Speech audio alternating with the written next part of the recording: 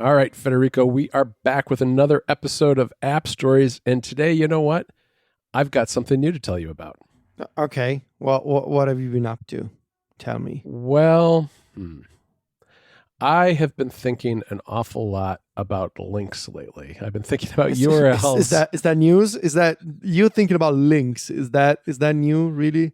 No, it's not, and it's one of the reasons I've been thinking about it. Though I've been thinking on more of a meta level, I guess, because so much of what we deal in links. I mean, that's all we do, right? We're constantly preparing lists of links, linking to things on the web, all sorts of stuff like that. But it's increased for me over time, especially in the last year with the introduction of things like Mac Stories Unwind, where we recap everything that's happened at Mac Stories during the week. That's essentially a link list that's specific to Mac Stories. The Club, where we have an interesting links list, as well as links to everything that happened and was published on Mac Stories that week. AppStories, the website. There's just lots of different lists of links that I'm preparing all throughout the week.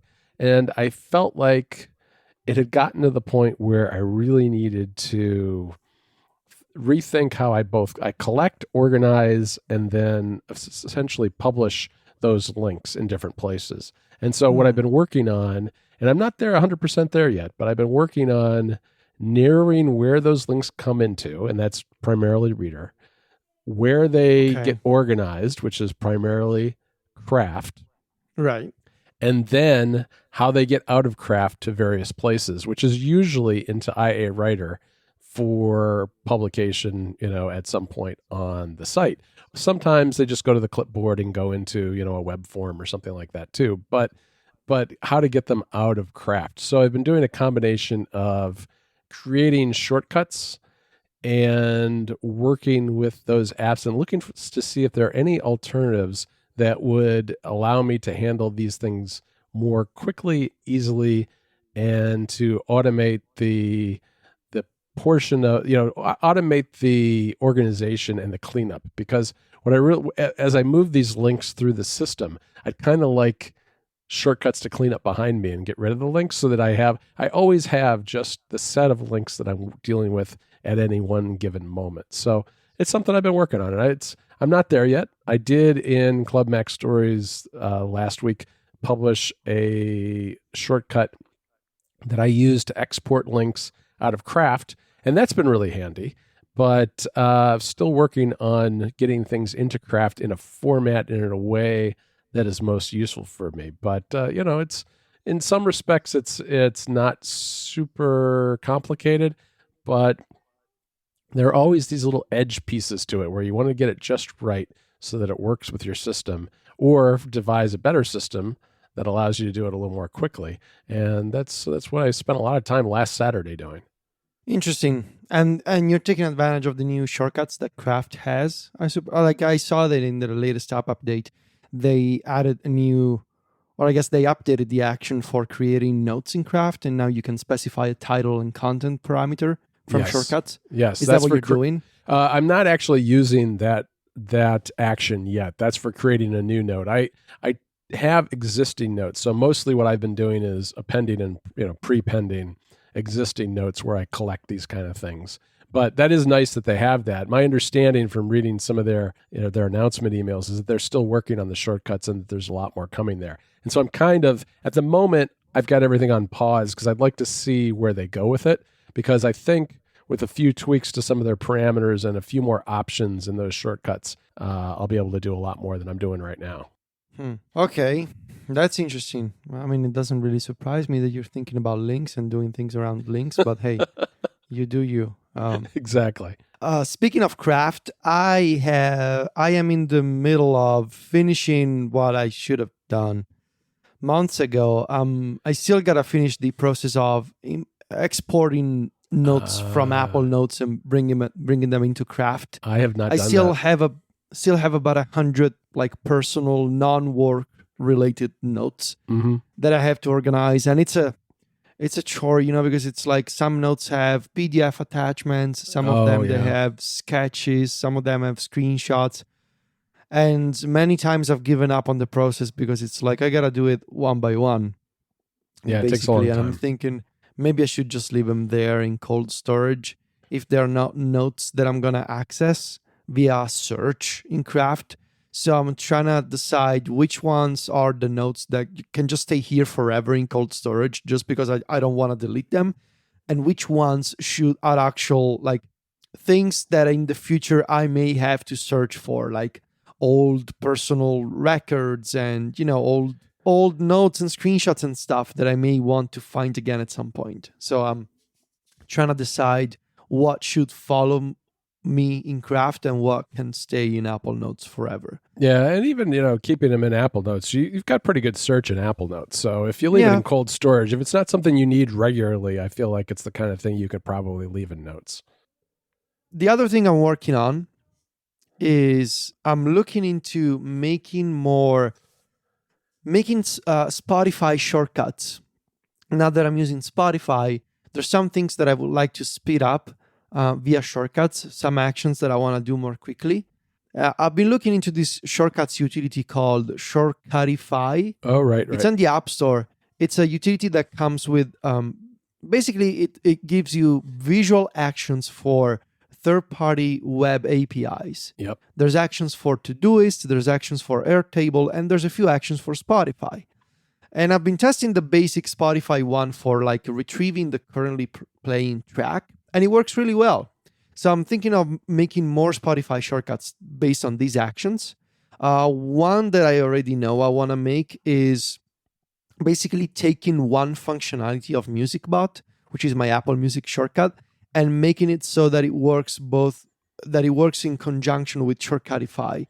I want to find a way to get the currently playing track in Spotify and generate both Spotify links and Apple Music links in a single shortcut. So that when I listen to something, I can send you guys, or I can tweet, for example, both Spotify and Apple Music links.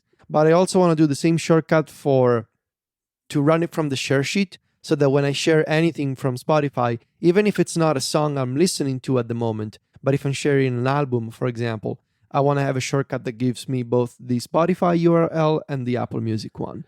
So that's what I'm thinking of. And if our listeners have any other recommendations for working with the Spotify API in shortcuts without having to do so manually, like I don't want to register an OAuth token in the Spotify developer console.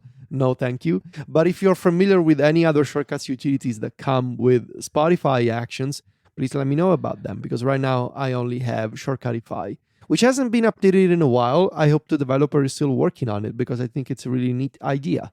So it is. Some people will check it out now. I think it's a very cool idea to have a wrapper for web APIs that those third-party companies are not making shortcuts actions for. Yeah, definitely. And Shortcutify had kind of dropped off my radar, but that's a good way to do it. I had been thinking earlier this week when I sent you an Apple Music link, I thought, I really ought to look and come up with a way to quickly and easily send him a Spotify link, but I haven't gotten there yet. So it sounds like you're gonna do it for me, aren't you? Yeah. Yeah. All right. All right. Well, it does impact you more than me now. I'm sorry to tell you, but that's how it works. Anyway, you're the one off in the Spotify wilderness. I'm still here in Apple Music land, and I'm pretty happy with it, except for my new music mix, which gave me a couple of Christmas songs today, which is it's just because it's in late January doesn't mean you can't still enjoy a good Christmas song. Sure, you can think that. Okay, Federico, let's move on to our main topic for today, and this is something that I guess I've been thinking of after a while as software modularity, partly because it fits neatly with your iPad modularity concept, I think, and also because I've been spending a lot of time working on shortcuts. And, we've talked in the past about do everything apps versus single purpose utilities. And to me, this is maybe I don't know if it's a middle ground or just an alternative solution, but I think it's probably the best of all worlds. And that is apps that make it really easy to get information into and out of them, whether it's, through APIs or import and export or shortcuts or whatever it happens to be. But apps that don't act as silos. I think silos, and this is probably a problem more with do everything apps than it is with single purpose utilities for the most part. But silos of data are bad as far as I'm concerned. Every time I'm using an app, whether it's a big complex app or a little tiny utility that just does one thing, at some point I want that information out somewhere else. I want to get stuff into it. I want to get stuff out of it. And it's unfortunately not easy with every single app. And so I wanted to talk to you a little bit about that today. Okay. So this idea of modularity, what was your, I want to understand what made you think of it? What made you notice the importance of being able to take data out of an application and bring it into something else? Was there an exact moment when you realized the importance of these features and the importance of this, more of a way to think about designing an application these days, I guess? Yeah, it's something that has been on my mind, I guess, for a long time. But what really brought it home recently was what I started talking about at the top of the show, which was the process I use for moving links around and getting them from some source where I see them, whether it's Twitter or an RSS reader or a link that you send me an iMessage, whatever it is, getting it from there into some sort of system that I can organize them and then eventually publish somewhere. And what got me thinking about it was dealing with those links, coming up with shortcuts, and also watching the development of Craft. Because what's interesting to me about Craft is I was on the beta pretty early. And one of the first comments I had to them when I tried the beta was, you need more ways to get information out of here. Because I was really concerned when I first saw it that it was going to be another Evernote where you would drop or another Notion. Remember what happened to you with Notion last year? Right. When we did our 2019 planning, and I had all this information I wanted to get to you, and there was no easy way to get it out. And so I was concerned because in that very early beta of Craft, if I remember correctly, you could get things out as PDFs, but that was about it. And PDFs are great in some respects, but they're not good if you need to then use the data that's inside the PDF for the most part. So, but obviously Craft has come a long way since then, and it's got more export options really than most apps that I use. You can get things out as in Word format, which is essentially a flavor of rich text. You can get things out as Markdown. You can do text bundles. You can do PDFs. There's all kinds of ways to get information back out of it. And I think that's fantastic, because as good as Craft is for storing, searching, and organizing all of your information, it shouldn't be the final destination. You should be able to take it and use it in a way that the Craft developers haven't anticipated. And I think that's I think that's the approach that they're taking. I think it's the right approach, being no matter how versatile your app is, there's always going to be an edge case. Somebody's going to want to use their data in a particular way that you haven't anticipated, or that even if you anticipated it, maybe you don't want to add that feature because it's just going to make the app too unwieldy. Because we've all seen apps that try to throw too many features in them. They become confusing to the user. But by creating a system that's kind of modular and works well and plays well with other apps, it allows users to kind of chain those things together in a way that works for their particular workflow without kind of imposing it on users who don't care about that feature. Yeah, all of that is very true. And I feel like import and export is just one part of this idea of modularity. Right. In apps, at least in modern apps for Apple platforms. And I feel like modularity in the modern app ecosystem is something that you can trace back, to many years ago. For example, let's backtrack a little and imagine, think about when many years ago, almost a decade ago, we started seeing the first examples of apps being able to communicate with each other using URL schemes. Right. And so things like x-callback-url starting becoming popular as a way for people to an extent, some would say automate their devices. That was really not automation. It was a clever way to let apps exchange data. And so taking one piece of content from an application and sending it to another app, or using one app to trigger something in another. And I have a long memory for these things. I remember the first examples, obviously the very first versions of drafts. Right. In fact, Greg Pierce, the developer of drafts, is also the maker of x-callback-url, which was used. I remember how x-callback first appeared in drafts and Instapaper. Because Instapaper was developed at the time by Marco Arment, and Marco worked with Greg Pierce to define the spec for x-callback-url, if I'm not mistaken. I think that's right. And then around 2012 and 2013, I want to say, we started seeing apps like Launch Center Pro and something like, this has been totally forgotten because we have so many new options these days and the app has been discontinued. Mr. Reader used to be this right. RSS client with the icon, this the little creepy guy icon. with the creepy icon with the guy with the mustache and the monocle. But Mr. Reader was a pioneer in the sense that it was one of the first apps that allowed you to make custom actions based on URL schemes and JavaScript, I want to say. I think that's basically, you could make your own little enhancements for your RSS reader. And that to me was the beginning of a form of modularity in apps. The same idea of what we will later see in applications like Pythonista and even more in editorial and eventually in workflow, which then became shortcuts. This idea of you have the app, you have this experience that the developers designed and created for you, but at the same time, you have all these features designed to allow you to take data in and out of the app, but also to put you in control of making your own enhancements, designing your own functionalities for the app. And that to me screams modularity because you're taking all of these components and you're mixing and matching them to make sure that you come up with the kind of experience that you want and that you need. And that to me has only been like that trend has only grown over time because the iOS and then iPadOS app ecosystem have changed in a way that I think has incentivized developers to think of modularity more.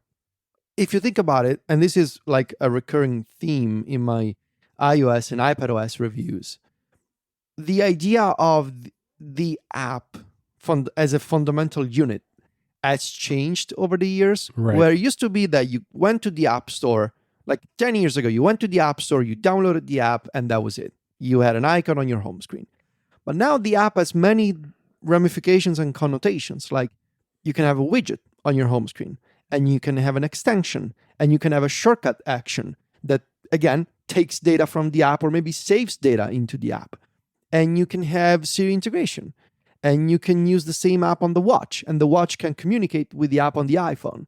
So apps have become a lot more atomic, if you will. They have all these little pieces, again, these little modules that interact with each other.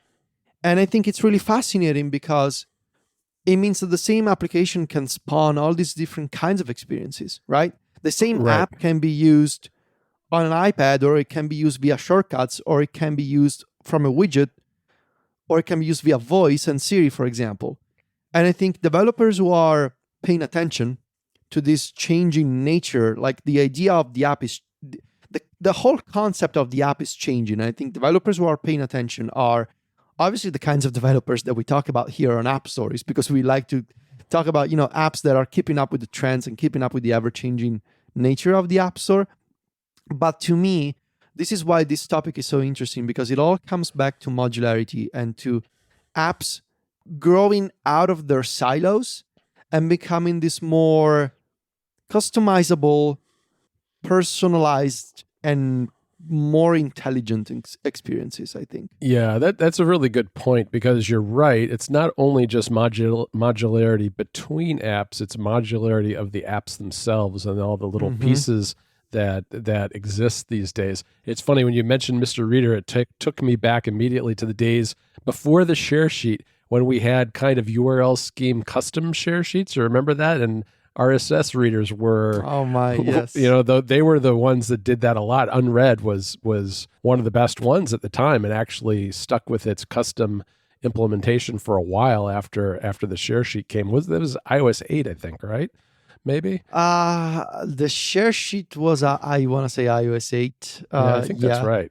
Extensions were the first version of Action and Share extensions was in iOS 8. Yes. Wow. Yeah, that's a long time ago now. But you're right. I mean, it's both between apps and within the apps themselves. And another aspect of this too that's worth talking about is things like plugin systems, theming, yes, all of that kind of thing, custom icons. It's a way for users to customize their experience, not just in the functionality of the apps, but in the way that they look, which, developers create apps that look a certain way to their tastes. And I think most app developers and designers do a great job of that. But it is nice to give people a little bit of control over that too, and have alternatives for making it kind of their own personalized experience, with colors or looks or dark modes or whatever it is that they prefer. Yeah, I think it's this is one of the things that we should be keeping an eye on in 2021, because last year visual customization was a big deal on iOS, right? And I think that's only going to continue in iOS 15. I think Apple is going to give us even more options to customize the home screen, to customize the look of our devices. But I also think that, if you will, functional customization is a thing that we should be paying attention to. Personalizing the experience of the app. This is something that you can do, and I'm going to use a very simple example, but just to make a point. Mm-hmm. This is something that you can already do on the Mac. For example, on the Mac, you can right-click on any toolbar and you can customize the toolbar. Right? Sure. You can choose the features that you see in there. You can choose the buttons that you see in there. And on iOS and iPadOS, that is not necessarily as true. You can customize the share sheet, right? You can choose the extensions and you can rearrange the extensions, but that's pretty much it. In Apple's own apps, I've never seen an option to customize the toolbar or to customize the actions that you see in the context menu, for example. But third-party developers, on the other hand, at least some of them, are thinking along these lines and have been thinking along these lines for a while. Once again, I want to mention drafts. Greg Pierce turned what ostensibly started as a very simple notepad into, I don't think it would be crazy to say, the modern equivalent of BBEdit on iOS and iPadOS, or something very close to it, at least. Right. I mean, the customizations and the actions and the scripts, all the things that you can now do in drafts, I mean, it's just incredible, right? And it still can be used, if you want, as a very simple note-taking app. But if you're a power user, you can essentially design your own text workspace, make actions, make custom menus, make custom keyboard activated shortcuts, all kinds of things you can design yourself. That's at the very high end of the spectrum. But for example, we recently talked about GoodTask, the reminders client for iOS, iPadOS, and macOS. And on last week's, actually 2 weeks ago, on MacStories Weekly, I wrote about my GoodTask setup and the quick actions that I created in GoodTask. GoodTask allows you, GoodTask comes with a set of built-in actions. Actions would be things like reschedule a reminder, or add a note, or change the list. And those are the actions that the app comes with, which the developer designed. But if you want to make more, or if you want to change them, you can make your own actions. So once again, that's modularity coming into place here and saying, this is a component of the app that is split from, is integrated with the experience, but at the same time, you can modify it. You can make it your own. So you can make your own modules, you can make your own actions, and you can design your own personalized experience for task management. And so, for example, I made my own actions for assigning a tag to a reminder, or bringing up a list of reminders projects where I want to move a task into. So this idea of there's the default behavior, but if you want to, you can also change it and make it your own. I think it's really fascinating, and I think it's something that Apple should be paying attention to. Yeah, GoodTask is a really good example because it also has things like theming, because I know with club members you shared your themes that you had created. So it has that visualization customization as well. And I believe it has a templating system too for the tasks themselves, which I haven't really used because I mostly use recurring tasks for things like that, but another way to customize the experience. I think that you're right, that the toolbar example you gave is an interesting one. I'd love to see that come over to iOS in some sort of official way. I mean, there are third-party developers thinking about it, but it seems like the kind of thing that's screaming for an official API where it would be easier for developers to create that sort of thing. You know, the other thing is, Federico, it feels like we're way overdue now for saved searches. I know we've talked about this a million times, but it really is. It fits so neatly in with this when it comes to both automation and customization and setting things up the way an individual user likes them to be. Yeah, saved searches are the perfect example of the kind of shortcut that you could pin to a sidebar or pin to a toolbar and just make it easier to find content. I'm thinking of mail, I'm thinking of files, or even in reminders, they have these smart lists, for example, which are not really smart in that Apple made them for you. I could make them a lot smarter if I only had the option. Smart playlists and music, Federico. I mean, exactly. So app customization, I really feel like the visual part is okay, changing the icon, changing the theme, changing the UI, but making your own features, I think it's equally important, and it will be equally important in the near future. Speaking of plugin systems, I also want to give a shout out to this new text editor, which I've mentioned a few times on Mac Stories Weekly and here on AppStories. It's one of the apps that I want to really find the time to dig into over the next few months. It's called Taio. It's Taio. Right. I think it means text all in one. It's like an acronym for that. Yeah, I recently realized that's what it meant. This is an all-in-one text editor, clipboard manager, and automation utility. And this app, it lets you create your own custom actions with a built-in automation editor that looks like shortcuts. So you have these workflows that run top to bottom, and you can make your own actions for the text editor and for the clipboard manager, or for both of them at the same time.